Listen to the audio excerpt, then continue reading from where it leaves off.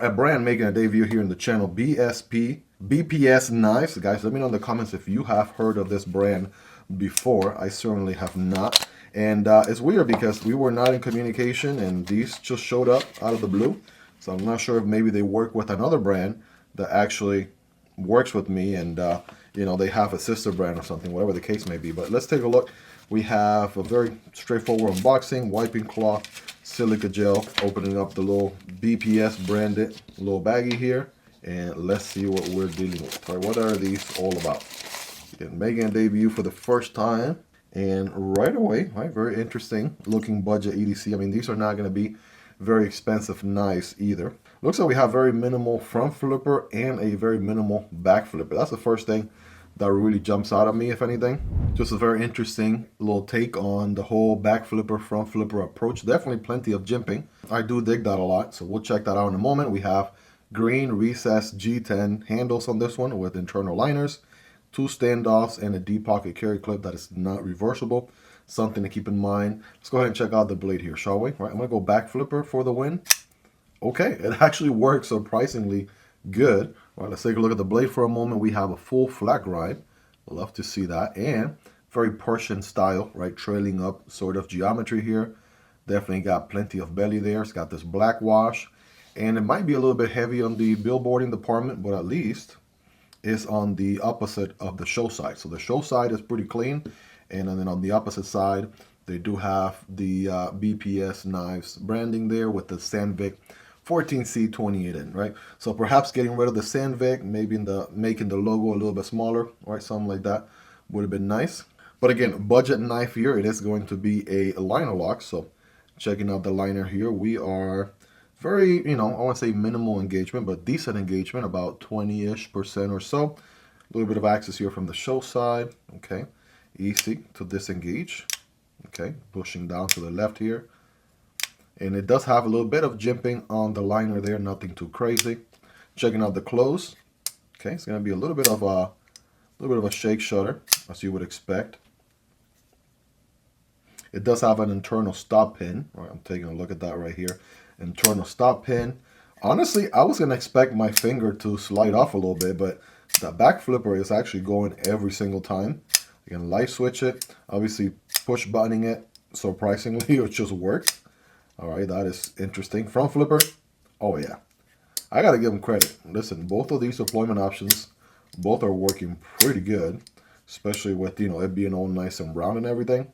You can just basically put your thumb anywhere and they actually deploy. So I am digging that quite a bit. So both deployment options, right, pretty good, pretty solid. Nice on the shake shot action there. There's gonna be some smack in the middle there, as you can see. And it does feel pretty robust there. No movement side to side, up and down of any kind. So that's feeling good. Of course, the ergos, right? Full 4-finger grip. Able to get a full purchase here with the hammer grip. No forward choke option, but you could maybe forward choke a little bit, right? No dedicated finger choice, what I meant to say. But you can forward choke a tad bit if you wanted to. That's perfectly fine. Very minimal jimping. A little bit more jimping would have been nice, but that's just personal preference at this point. And it does feel surprisingly comfortable. I'm going to go with a solid 9.5 out of 10. The pocket clip does not overstay its welcome. It's not super long or anything. It's got a little bit of a bill here, but not too tall. And it feels pretty good, right? For what it's worth. Again, it's not reversible, but it is plenty deep carry and, again, very comfortable for sure. So, yeah, this is going to be an interesting one here. Should be very slicey. I'm curious to see if the other box has the same model or a different model. I did confirm this one is called the Calibri. Okay, so it's called the Calibri.